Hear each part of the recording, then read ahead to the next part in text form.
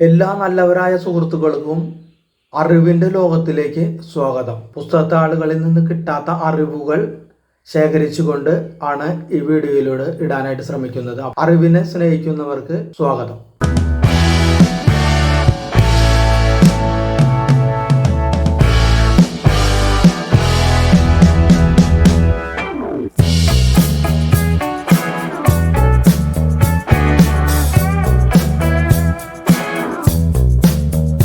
കഴിഞ്ഞ ദിവസങ്ങളിൽ നമ്മൾ പത്രത്തിലെല്ലാം വായിച്ചിട്ടുണ്ടാവും ബസ്റ്റർ ബോംബുകളെ കുറിച്ച്. അതായത് ഇപ്പൊ കഴിഞ്ഞ ദിവസങ്ങളിൽ ലേറ്റസ്റ്റ് ആയിട്ട് വന്നതാണ്.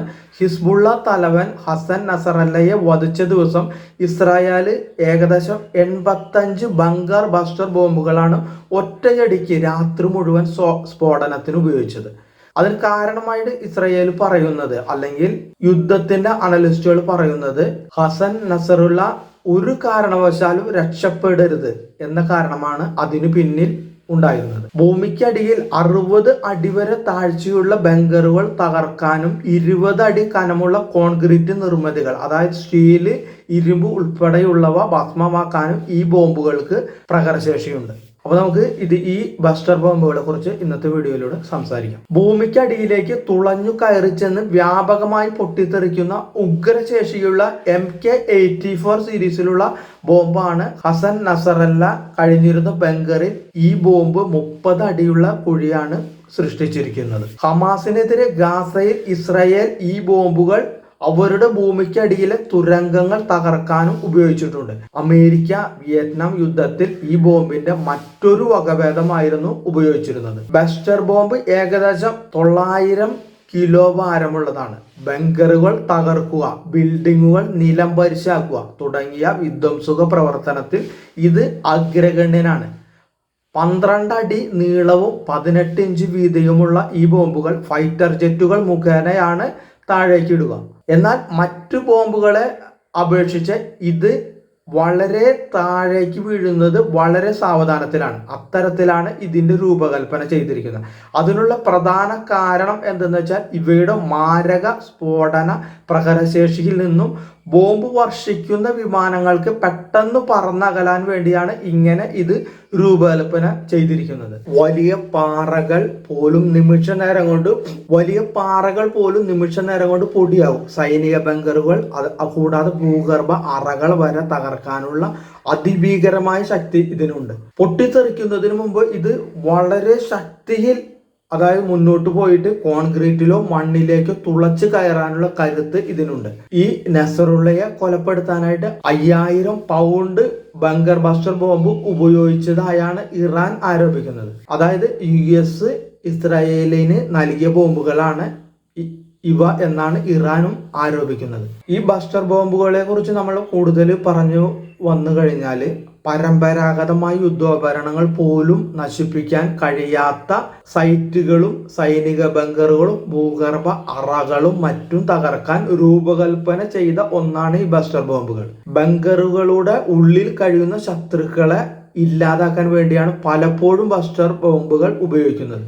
കാലക്രമേണ ഈ ബോംബുകൾ യുദ്ധത്തിൽ അത്യന്താപേക്ഷിതമായി മാറുകയായിരുന്നു.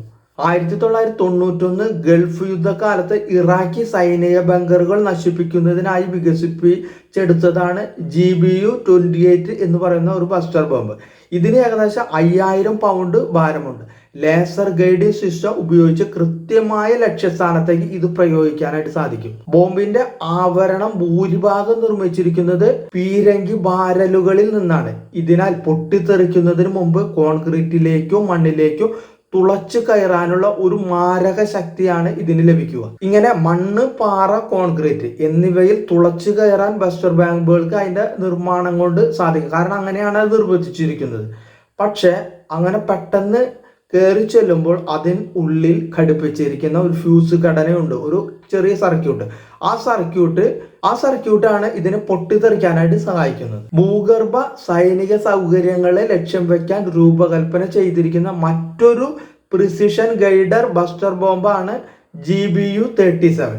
ലേസർ ഗൈഡഡ് GBU-28 നിന്ന് വ്യത്യസ്തമായി GBU-37 അതിൽ GPS ഗൈഡഡ് ആയ ബോംബാണ് ഘടിപ്പിച്ചിരിക്കുന്നത്. അതായത് GPS സംവിധാനം മുഖേന നമുക്ക് നിയന്ത്രിക്കാനായിട്ട് സാധിക്കുന്ന ഒരു ബസ്റ്റർ ബോംബാണ് GBU-37 GPS. ഇതിന്റെ മെച്ചം എന്ന് വെച്ചാൽ ഇത് മോശം കാലാവസ്ഥയിലും ഉപയോഗിക്കാനാവും. മാത്രമല്ല ആഴത്തിൽ കുഴിച്ചിട്ട ലക്ഷ്യങ്ങൾ കൊള്ളിക്കാനും കൃത്യമായി ഉറപ്പാക്കാനും ഈ GBU-37 GPS എന്ന് പറയുന്ന ബസ്റ്റർ ബോംബിന് സാധിക്കുന്നുണ്ട്. 30,000 പൗണ്ട് ഭാരമുള്ള US-ന്റെ ആയുധപ്പുരയിലുള്ള ഏറ്റവും വലിയ ബസ്റ്റർ ബോംബാണ് GBU-57.